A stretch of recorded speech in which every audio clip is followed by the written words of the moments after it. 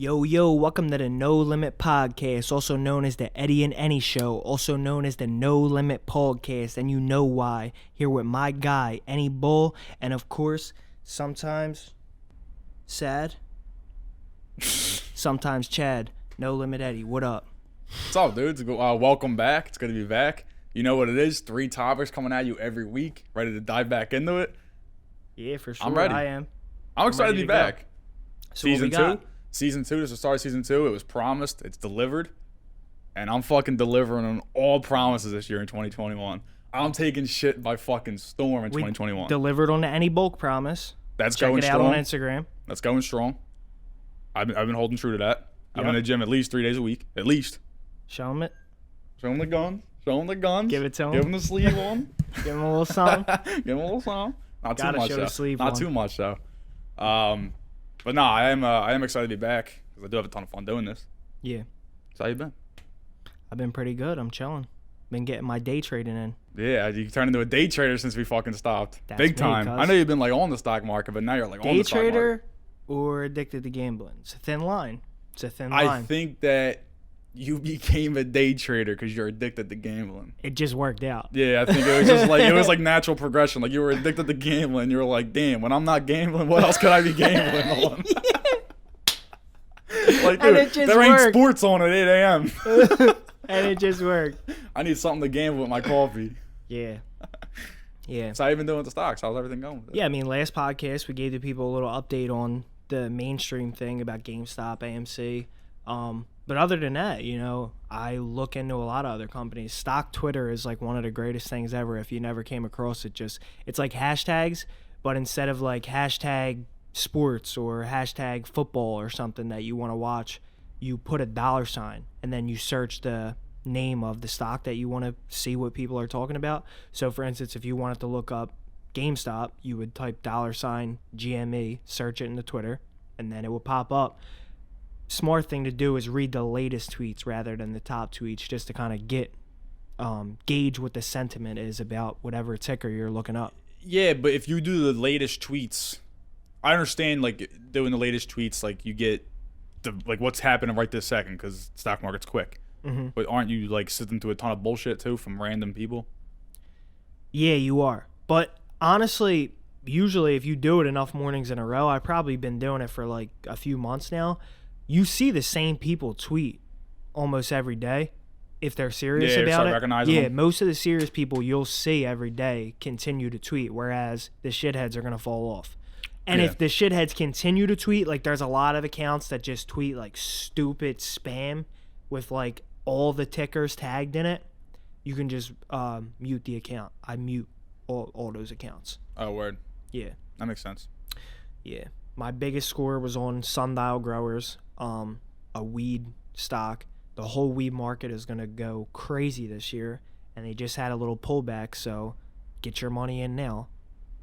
Don't say I didn't warn you. Sundial was also my biggest profit, but not like Ed's. I put any Bol on Sundial. I made Yeah, you just $100. weren't as addicted to gambling at the time that you put the money in. Nah, see, talking about a gambling addiction, Which is one of our topics for today. I'm not addicted to gambling.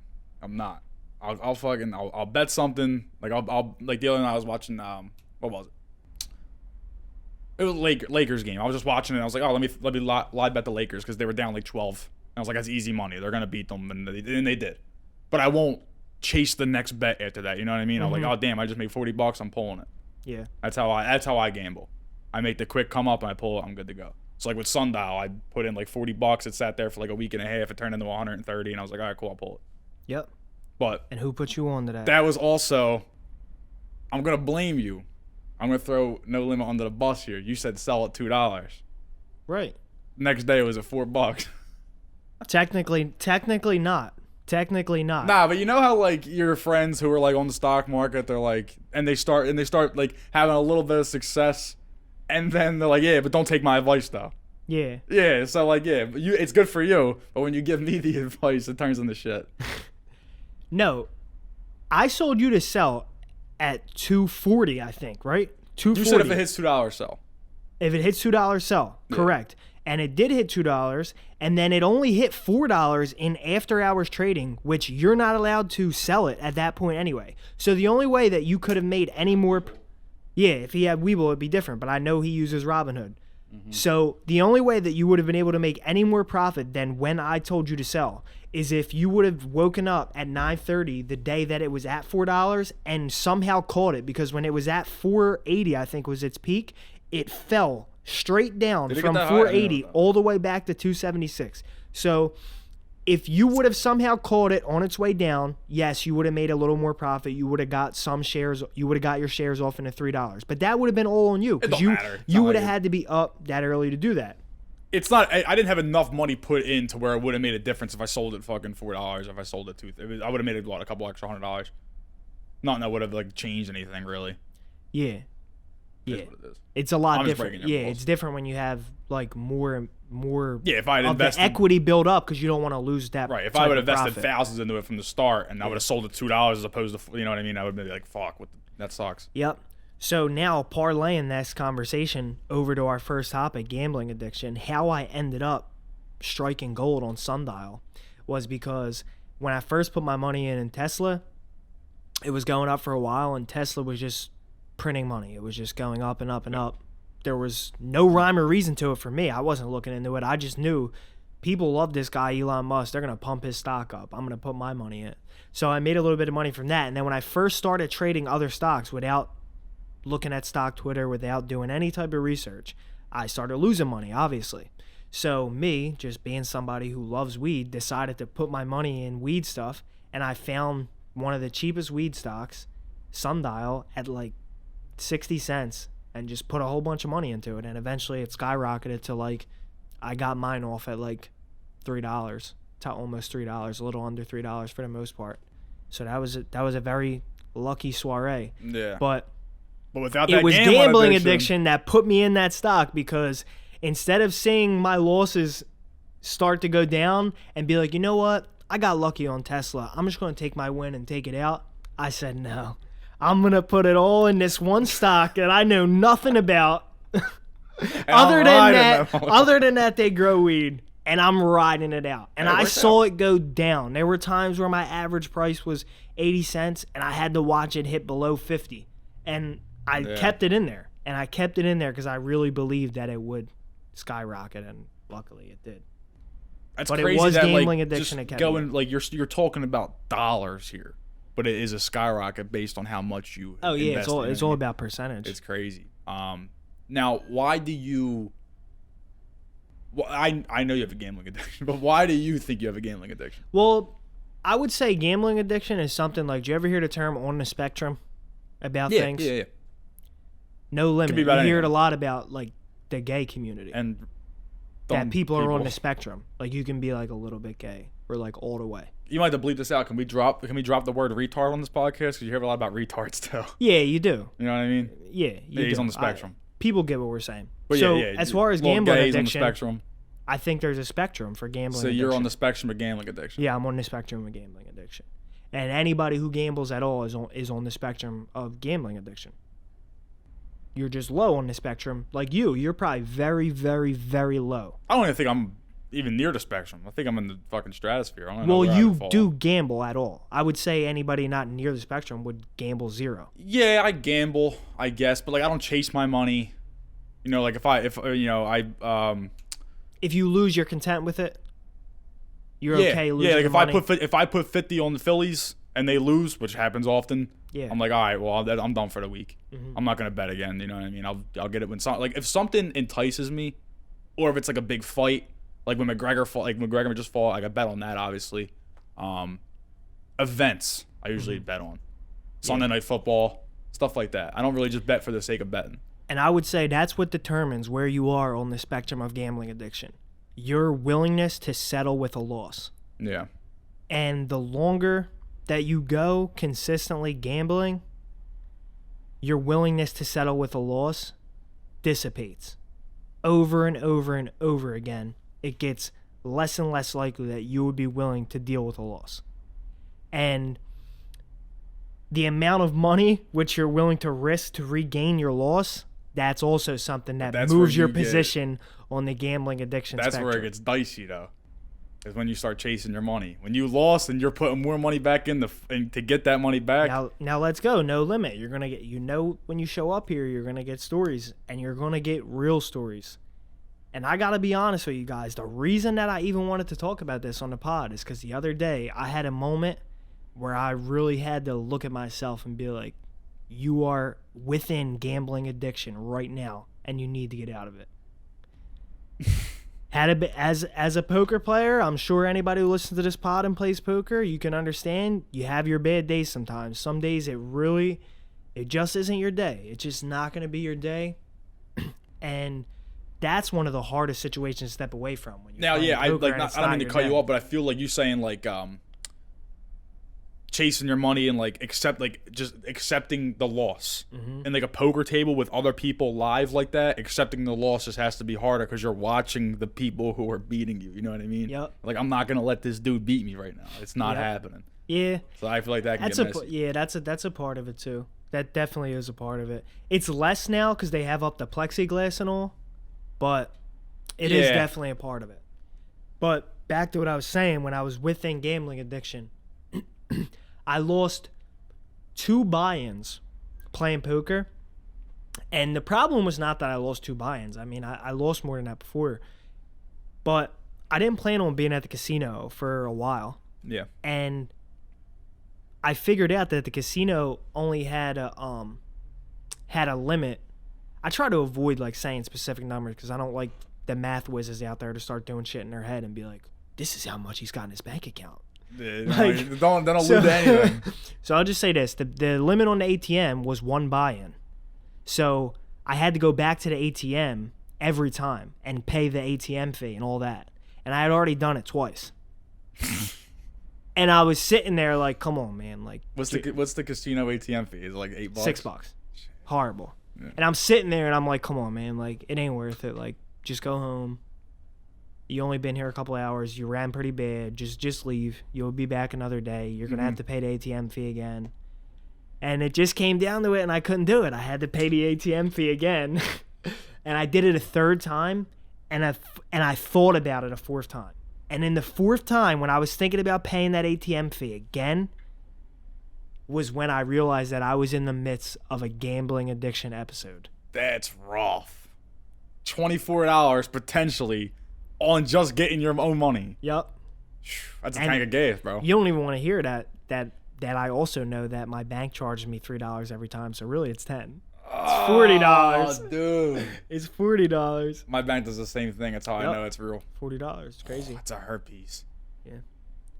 There could be a blizzard outside. I'm driving to my bank to get my money out. But all that to say, like, we are No Limit. Obviously, part of our brand is like the willingness to gamble, but learn how to control yourself. Honestly, don't ever get caught in a moment of gambling addiction. Like, when you feel like you're a little bit void right now with that, that's not going to turn nobody. when you feel like you're a little bit higher on the spectrum than normal, just get out. I know you're itching to do that heroin, but when you get the feeling, just don't do it. That's basically what you're saying. No limit, bro. It's crazy you said that. I would compare gambling addiction to like hardcore drug addiction. It's any addiction. It's that a rush. Is a real rush.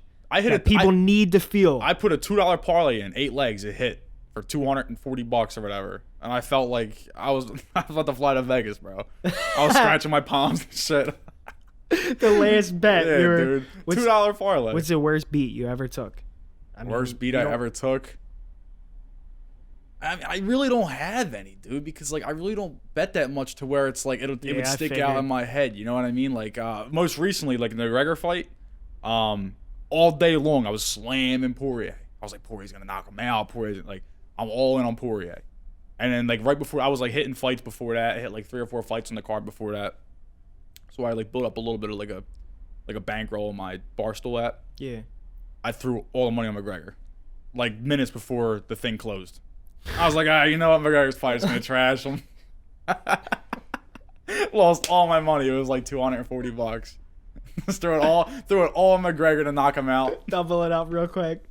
McGregor to knock him out. Yeah, if I would have bet Poirier to knock him out like I did, which was like plus like Yeah. fucking 540 or whatever, they would have been a crazy win. Bro, that's so funny. One time I bet the last game of the NBA Finals, the COVID Finals. Yeah. During the game, the Lakers were up by like 18 or something at one point, and the live bet was like Lakers minus like 13 or 15. I'm not sure what it was, but I bet that, and then also the live line was like under 230 or something. Mm-hmm. Whatever number it was, forget the numbers. The bet is locked in. The score stayed low. The Lakers are up by like 25, and there's like 2 minutes in the game. They put the subs in. At this point, the Heat have given up. They've said, you know what? We lost this NBA Finals. The Lakers said, all right, let our guys get some scrub time. These guys start raining in three-pointers on both sides of the floor. And I'm like, come on, dude. The score is running up now, so the under's in question. I'm like, all right, at least the Lakers are still up by 25 or whatever it was. They were up by like 20. You're about to fly to Disney World and start the Lakers start cooling off, but the Heat, living up to their name, they're heating up right off the bench, just smoking threes, back and forth. So now, some random guy, it's like the last play, the literal last play of the game it comes down to. But when I say last play of the game, it's a blowout.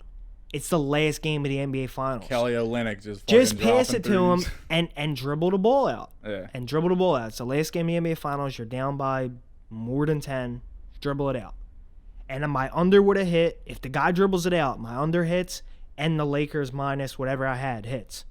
What do you know? The dude who's like a third-string power forward pulls up from 5 feet in front of half court with, if my mind's serving me correctly, it looked more like a grandma like through your legs fucking around than an actual shot.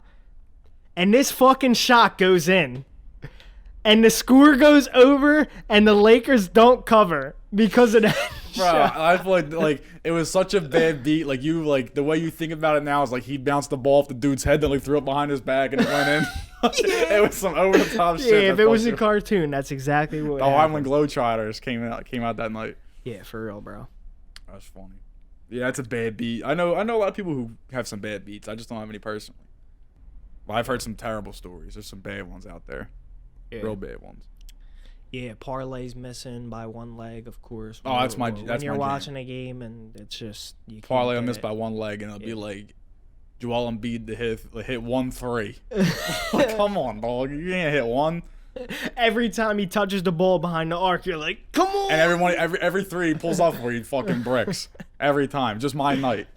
Yeah, that happens. Wow, that's actually. So moving on to our second topic. Danny forgot to introduce the topics. First one was gambling addiction. The second one is one that we kind of touched on before. What superpower would you have? Now, I had a good one in the tuck, but I just thought of this one, sparked from our conversation. What if your superpower would be you never could lose a bet? Whatever you bet on hit. That's a great superpower. Yeah, it'd be kind of like... I guess you could be psychic and read the future.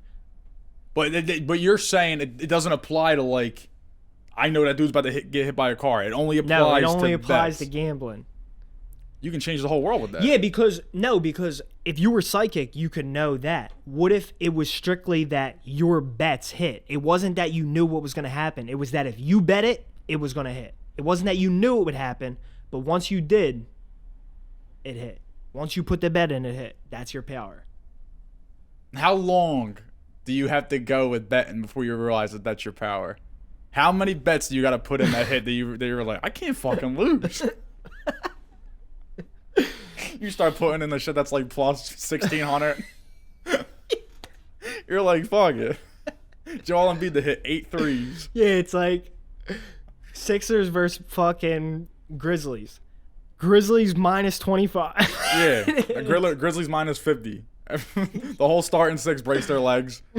They got the coach coming in flying. Nah. If I had to pick any superhero power, it's gotta, like, dude, they're all so good. They're all so good.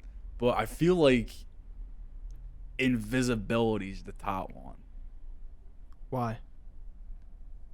I just feel like the knowledge you would gain Any Bol. from being invisible, the knowledge you would gain from being invisible, like where people thought you weren't around, would just be so key. And Do your so lights die or you never turn them on? You never turn yours on either. Oh, weird. Whatever.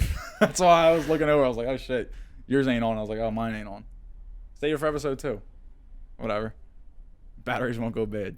But, Episode 2, Year of the Bull. but don't you think? All right, so say all of us are sitting right here. I got up and left, right? I go to the doorway. I open the door, shut it, and then I go invisible, but I stayed in here. And you're like, Danny's a real fucking jerk off. God damn, I can't stand that fucking guy. Then I would never have to waste my time in this room ever again. You know what I mean? I feel like that's valuable. But to slander your superpower, the real underlying reason being that I think you went a little too simple on me, Any Bol. Invisibility is one that people really know about. But a specific thing to counter what you just said, I could do what you just said without being invisible. I'll tell you how. I found out that your iPhone, if you're wearing Bluetooth headphones, you can turn on in-room listen, and you can leave your phone in a room, and it'll turn the microphone on, and your headphones will be hearing anything said in the room. So you could do that to somebody. Yeah, you gotta be like a Hear what I CIA gotta say agent. about you. It's like, Hey, you know, you go in your phone and find the setting. I don't got time for all that, dude. To like bug the room. You got time to figure out how to be invisible? Maybe I was born with it. I don't know. Dude, like when I think of superpowers, you think of my bets hit. You're fucking gambling I'm addict. thinking crazy. All my bets hit. You're thinking your bets hit. You never got to sleep. I think of invisibility, flying. Yeah, so my strength. other one outside the box was unlimited energy. And That when is a I- good one. And when I say this to people, they're like, yeah, it's good, but the retort is like, well, don't you like need sleep for things other than rest? And the answer is no. You can't comprehend what it would feel like to not need sleep. But what I mean by like endless energy is literally the need to never be never sleep, never be tired. You would never feel like, man, I really need some rest right now. I just got to close my eyes. You'll never feel like that. That's the rules of the power. You have endless energy. You could go 24 hours making a song or doing whatever you want to do for 24 hours straight. And at the end of that 24 hours, you can pick right up and do something else without even thinking of it. No, you just never. Your 24-hour cycle just never ends. You just go in. You just live. You basically live double the life of everybody else. Maybe Like even where more. where 8 hours of your day is maybe you sleep for 8 hours a day and you take a 2-hour nap. That's 10 hours of your 24-hour day. If you never have to do that, you gain an extra 10 hours on everybody else out there in the planet. Mm-hmm. So you basically live double the life of everybody. And then Like somebody, consciously. And when you say, well, what could you accomplish from doing that? Somebody, and why I said make music, because the person I was talking to makes beats and like EDM music. And I said, if you could sit there for 24 hours a day and make beats and work on beats, Never get tired. Never rub get your tired. eyes and shit. for 3 months straight, you could sit there for 24 hours a day. You would, without a doubt, be the very best in the world in 3 months. Yeah, your advancement would just be unreal. You yeah, would just progress you would so make much leaps faster. and bounds every day. Because just think about, not only do you need time to sleep, but there's times where you just feel tired and you don't feel like doing nothing. You know what I mean? If you never had that, you were just always on go. You're like, every moment felt like you just woke up. That energy. You know what I mean? Yeah, that's a good one. Yours are a little more cerebral. Mine's a little more traditional. My mind just goes to Eddie, on go. I flow like a real river. I didn't expect that. I just I go to damn, it'd be cool shit to knock everybody out in the whole world. That would be amazing. If I got into any argument, Just be super tough. yeah, like Superman strength. Like if someone cut me off in traffic, I can get out of my car, Yeah. literally grab their vehicle and rip it in half, It's like, and then bust remember their skull the open. Grand You know Theft what I mean? Auto cheat where you got the bomb hands, where you could punch somebody's car Yeah. and it would blow up. Dumb stuff like that. That's what I think of. Yeah. Flying. What's the best GTA cheat? Not a topic, but Best GTA cheat. I mean, they're all kind of the Anyone. same. yeah, there's no money cheat in the new one. That's Yeah, because that would San take the whole Andreas, though. game out of it. I think just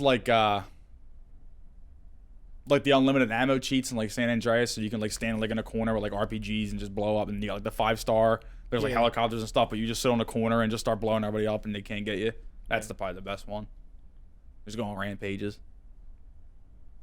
I like Saints Row has some good cheats too. I was never able to figure out the cheats where you could like make the people in the city like wear costumes and shit. I could only ever figure out the money and guns cheats. Was the costume ones even cheats? I feel like they might have. It might have been like mods. I don't know. Those might have been mods. Remember that? Like that shit's dead. Where you used to like sit in front of the control and be like, oh, R1 square, X circle. You know what I mean? And like have to like hit it in a row for the cheat to like activate. Yeah, I used to have a piece of paper sitting next to me with like 30 cheats written on it. Yeah. And then at one point I had them embedded in my head. I could just remember do you would it like without have even them like looking. in the game case. Yeah. Like with the game. I miss that shit. Yeah. But yeah, superpowers, super strength, invisibility. You know, like shit you would see in like a Marvel comic. Laser eyesight. A good one was that. Remember that movie, Jumper? What was it called? That was a pretty good superpower. I don't remember what that movie was about. So He just jumped? I don't remember exactly what it was about, but the superpower was that he could just like Jump. But it wasn't like a literal jump where you jump in the air and land somewhere. That'd be a cool one too. He would like jump as in like some with like electrical some with like electrical waves, and then he would just like vanish and then appear wherever you want it. That was his thing. Limitless would be a cool one. But Well, like they were taking a pill. Yeah, but like say you didn't need a pill, you just like, I'm limitless. No limit. You just lived a no limit, limitless lifestyle. Plot twist. I am. That's why I got the shirt on. Yeah. Honestly. Limitless. Yeah, we put up the jungle theme, all the plants, so I had to come with a Hawaiian shirt. Jungle vibes. I feel you.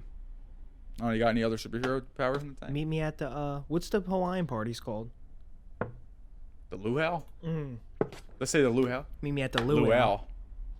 You said 26? Lou Williams. Lou. Bro, we gotta do that topic.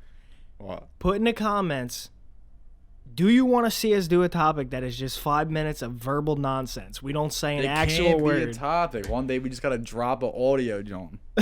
And just not say any real words. Yeah, like the No Limit podcast, and like make it like 3 topics. On this episode, the boys debate this, we talk about this, and talk about that, and it's just 10 minutes. It's just everybody who listens will be like, "What is this?" Unsubscribe. 0 downloads on the next episode. Oh shit.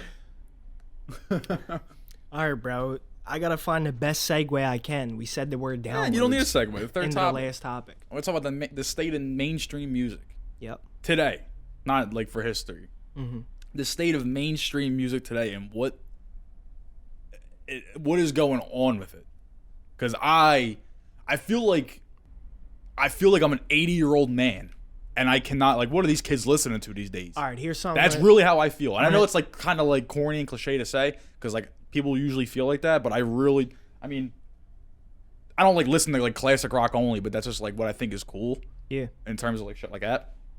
But I don't understand a lot of this shit that comes out now. I really don't get it. I don't understand it. I mean, do you like R&B? I mean, I don't like. It's not like I won't go on Spotify and like type in listen to R&B and like find a playlist and like go like I don't do that now. Would you say that? Okay, but you know R&B. You know R&B artists. Yeah. Would you say that Billie Eilish is R&B? No. I was listening to a playlist earlier that's called R&B on Spotify, and she was one of the songs, and I was just mind blown by that because it was just clearly not R&B. It was nowhere near R&B. Because they don't like mainstream music. It doesn't matter about that. Right. It's just like who's. It's like that song's probably in a rap playlist who's got a pop on Instagram? You know what I mean? Like that's really what it is. For a while, literally everybody that came out as a musician was just being called a rapper. Yeah. Because that's what now it's kind of like it's kind of being figured out that like it's just easiest to blow up if you call yourself a rapper because it's the most popular. That's kind of like there's phases and there's like periods in time. You know, in the 60s it was like, you know, it was like psychedelic rock music. Then in the 70s it was like heavier guitar riffs and like you got solos. the whole 1900s right here. Right, exactly. Then in the 90s it was like grunge, and then it went into like 90s pop, and then like TLC and shit started to come out, and then like pop punk like Blink-182. and then 50 Cent, Eminem, and all came out, and then ever since then, like rap has been the jam in mainstream music. Mm-hmm. Like if you want to get big, you want to get to the top, dude. Like think about a band like the Foo Fighters. Like they started in the '90s, and they're like, I don't listen to the Foo Fighters, but they're like the biggest rock band. But do you ever hear about the Foo Fighters? Ever really? No. All you hear about is rap. Not really. On the radio, it's all rap. You know what I mean? So I think that when they see somebody with an image and something they can market, it's like, well, you got to, get in the rap a little bit. I feel like everybody who gets we're talking only mainstream. We're not just talking about, we're not talking about just like popular music that we like. I'm talking about the most mainstream that you can go out, you can find rock music, you can find punk labels, music. Not the independent artists. There are plenty of famous independent artists, whatever, maybe I like them. I'm talking we're talking Jay-Z, like, Capitol Records. I'm talking mainstream music. Like I feel that they just take artists and they grind them out to the max, and then they just are gone in a couple years. Perfect example is Kanye West, right?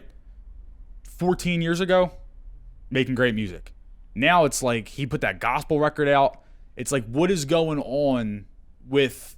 It was okay. I don't want to say I didn't think it was bad. Kids See Ghosts or whatever. That was good. All three is... You didn't like that... You didn't... Yeah, I thought it was good. Dude, I feel like nobody... I can't...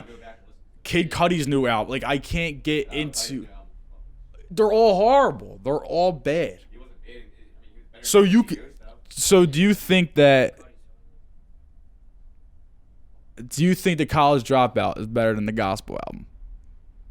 Oh, yeah. Do you think that Man on the Moon 2 is better than Kid Cudi's latest album? Yeah. So do you think that these guys made the best of their music 15 years ago? Yo, sorry, boss, my bad, dude. The phone off. Do you think that these guys just made the best of their music 15 years ago? And now they no longer make good music? Or do you think that the way music is going has influenced their music poorly? Yeah, I think that music has become so microwavable in that you could make a song that sounds like what is most popular in an instant. That, like, the artists who, like Kanye, Kid Cudi, who probably were putting serious time into every record 15 years ago, are now also in the microwavable era. So I feel like all of Kid Cudi's last album was pretty much microwavable. It was like, it was more simple than stuff that he's put out before. Not to say that it was bad. I actually enjoyed Kid Cudi's last album, at least through the first half of it. I liked about 5 songs. But it definitely was more simple than anything he's ever put out before. But simple doesn't mean it's bad, though. Simple doesn't mean it's bad, but when simplified implies that it's making it sound like everything else that's popular, it is bad. Sometimes simple's better. If you just got something that's catchy and that hits and it's just simple, like, dude, there's so many dumb songs. Dior, there's like 6 words in the whole song. It's not like a well thought out song. By Pop Smoke? Yeah, there's like 10 words. Yeah, but that's what pops off now. Yeah. You know what I mean? It ain't Touch the Sky. You know, that's a still song. Kind of pops. That what? Still kind of pops. What, Touch the Sky? Yeah. Yeah, no, I'm saying it pops, but it's like it has way more than 6 words in it, repeated over and over again. Right. But Dior's catchy as shit, and you can pop off to it. So that's what hits today. Yeah, I'll fucking. And that's a simple song. That's nothing.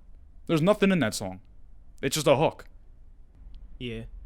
But that's another thing. Even though Pop Smoke, rest in peace, he died, but they're grinding him to the bone too. The dude passed away. Here comes a project. Here comes the deluxe version of the project. The 28 songs. Like, I'm sure this dude was not putting out all 28 of them songs. That's why they weren't out in the first place. You know, he died untimely. He got shot in his house or whatever. So I'm sure he had stuff planned to put out, but I'm sure he wasn't putting out all them songs. At least not in the state that they released them in. Right. You know what I mean? And these other artists, you think that's disrespectful in some way? We already talked about how I hate post-mortem albums. I don't like when they do that. Yeah. Just because they're never good. I've never heard a good one. Yeah, like Max wasn't. It was okay. It had some okay songs on it, but like that wasn't his finished product. Like it just wasn't what he was gonna put out. Feeling that. And especially just because I'm big on like let the artist do what he wants. It's like the dude's dead. He don't know what he wants. Yeah. It wasn't released for a reason. Yeah. But I think main thing that I want to get home with my thought on mainstream music is that it's literally just every couple years or even months, they find new guys who are fit a similar mold and grind them to the bone, get as much as they can out of them, maximize the profits. And then you're either at the end of big labels doing that to you, you either made it to superstar level where they're willing to still work with you because you've elevated yourself to a real stardom, or they're like, you didn't work out, we're done with you. Yeah, I think mainstream music specifically is definitely controlled by the labels and, you know, marketing and stuff like that. Like Jim Jones, We Fly High, and then like Mike Jones. How many times did they try to clone those guys, you know what I mean, in mainstream music? Then that died off and it's like, oh, people aren't into that no more. You're done. Usually what happens, honestly, with new artists is that you get a song bought first before they buy you. Mm-hmm. They license a song. So that's your first shot right there. And most guys don't even get past that. They just realize, like, well, you made this one hit. Your other shit's kind of trash. We're only going to license this song. Like, you could do whatever you want. Yeah. And they leave you to decide. That's where you could first get kicked off. And then, like I said, if you run your whole career making albums for these labels, at the end of it, they could say, like, we don't care about you anymore. Yeah. It's a risk you got to take. Now, like, the Grammys, historically, dog shit. But Billie Eilish, I think maybe 2 years ago, whenever her like album came out, I think she won every category. Like she won I didn't hear about that she won at all. album of the year, song of the year, artist of the year, best new artist. Like how could one person with a decent album, you know what I mean? Like it's not like she didn't make the best record of all time.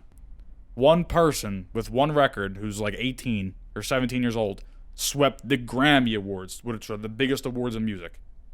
That's why I think that fucking mainstream music is phony and it's all marketing, and Billie Eilish is popping off on Instagram because she dyes her hair green and puts a lip ring in. Yeah, I was gonna say. You know what I mean? And then it's all like, the haircut, bro. right. You got the Grammys from the cut. If you got the look, they'll put you, to the forefront of everybody's And that's mind. the type of artist, honestly, lately that's been like most popping, like that young, almost 18, very edgy, probably does some things that aren't socially or publicly acceptable, but it kind of is because they're under 18. And you know why? They do that on purpose. And you know why?